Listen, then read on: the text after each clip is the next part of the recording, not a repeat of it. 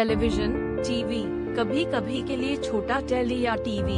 एक है दूर संचार के लिए इस्तेमाल किया मध्यम संचारण चलती छवियों में मोनोक्रोम, काले और सफेद या रंग में, और 2 आयाम में 3 आयामों और ध्वनि डंडा। यह शब्द टेलीविजन सेट, टेलीविजन शो या टेलीविजन प्रसारण का माध्यम हो सकता है। डंडा विज्ञापन, मनोरंजन, समाचार और खेल के लिए टेलीविजन एक व्यापक माध्यम है। डंडा 1920 के दशक के अंत में टेलीविजन क्रूड प्रायोगिक रूपों में उपलब्ध हो गया था, लेकिन नई तकनीक के उपभोक्ताओं के लिए विपणन किए जाने से कई साल पहले भी ऐसा होता था। डंडा बाद द्वितीय विश्व युद्ध काले और सफेद टीवी प्रसारण के एक उन्नत रूप में लोकप्रिय हो गया है। यूनाइटेड किंगडम और संयुक्त राज्य अमेरिका और टेलीविजन सेटों में आम हो। घरों, व्यवसायों और संस्थानों। डंडा 1950 के दशक के दौरान टेलीविजन जनता की राय को प्रभावित करने का प्राथमिक माध्यम था। डंडा 1960 के दशक के मध्य में अमेरिका और अन्य विकसित देशों में रंग प्रसारण शुरू किया गया था।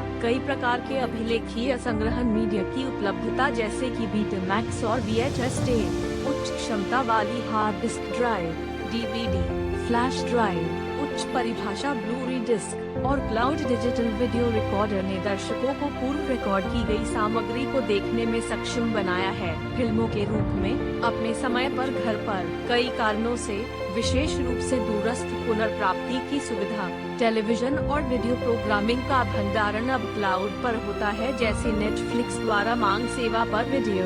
19वीं सदी की शुरुआत में तस्वीरों के यांत्रिक स्कैनिंग के अग्रणी तरीकों के लिए फैसिमाइल ट्रांसमिशन सिस्टम अभी भी तस्वीरें ले रहा है। अलेक्जेंडर बेन ने 1843 और 1846 के बीच फैसिमाइल मशीन की शुरुआत की। फ्रेडरिक बेकवेल ने 1851 में एक काम करने वाले प्रयोगशाला संस्करण का प्रदर्शन किया।